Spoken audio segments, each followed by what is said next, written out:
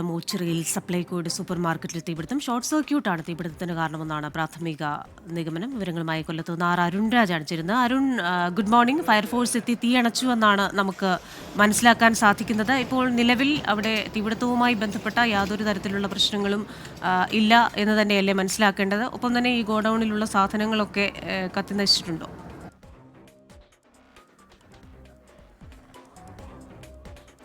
Christina, good morning. ഇന്ന് പുലർച്ചെ 3:30 Ochira temple റോഡിലുള്ള സപ്ലൈകോയുടെ സൂപ്പർ മാർക്കറ്റിന് തീപിടുത്തമുണ്ടായത്.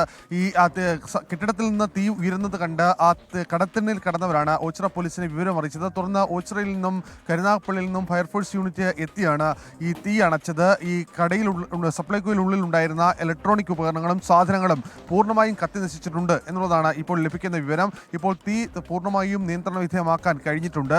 പക്ഷേ വലിയ നാശനഷ്ടം സപ്ലൈകോയുടെ ഗോഡൌൺ ഉണ്ടായി എന്നുള്ളതാണ് നിലവിൽ നമുക്ക് മനസ്സിലാകുന്നത്. ഈ ഷോർട്ട് സർക്യൂട്ടാണ് തീപിടുത്തത്തിന്റെ കാരണം എന്നുള്ള വിവരമാണ് ഫയർഫോഴ്സിൽ നിന്ന് പ്രാഥമികമായി ലഭിക്കുന്നത്. അരുൺ, ഒപ്പം തന്നെ അതിന് സമീപത്ത് മറ്റ് സ്ഥാപനങ്ങൾ ഉണ്ടായിരുന്നോ? ഇപ്പോൾ ഇവിടുത്തെ തീ പൂർണ്ണമായും നിയന്ത്രണ വിധേയമായിട്ടുണ്ട് എന്നാണ് നമുക്ക് മനസ്സിലാക്കാനാവുന്നത്, അല്ലേ?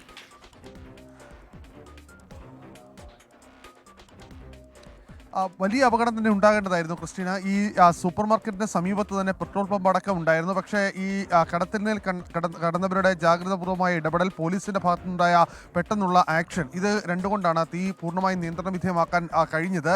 നിലവിൽ ദൃശ്യങ്ങൾ കാണുന്നത് പോലെ തന്നെ വലിയ തീപിടുത്തമായിരുന്നു. ഒരുപക്ഷെ അത് വലിയ അപകടത്തിലേക്കടക്കം പോവുകയും ചെയ്തേനെ. പക്ഷേ ഒരു പെട്ടെന്നുള്ള ഇടപെടൽ, ഫയർഫോഴ്സിന്റെ അടക്കം ഭാഗത്തുനിന്നുള്ള ഇടപെടലാണ് ഈ തീപിടുത്തം പൂർണ്ണമായും നിയന്ത്രണ വിധേയമാക്കാൻ കഴിഞ്ഞത്. എന്തായാലും ഈ ഗോഡൌണിനുള്ളിൽ, ഈ സൂപ്പർ ഉള്ളിലുണ്ടായിരുന്ന സാധനങ്ങളും ഇലക്ട്രോണിക് ഡിവൈസുകളുമാണ് ഇപ്പോൾ നിലവിൽ നശിച്ചിട്ടുള്ളത്. മറ്റ് കാര്യമായ പ്രശ്നങ്ങളില്ല എന്നുള്ളതാണ് ഫയർഫോഴ്സിൽ നിന്നും പോലീസിൽ നിന്നും ലഭിക്കുന്ന വിവരം. ശരി, അരുൺ രാജാണ് കൊല്ലത്ത് നിന്ന് വിശദാംശങ്ങൾ നൽകിയത്.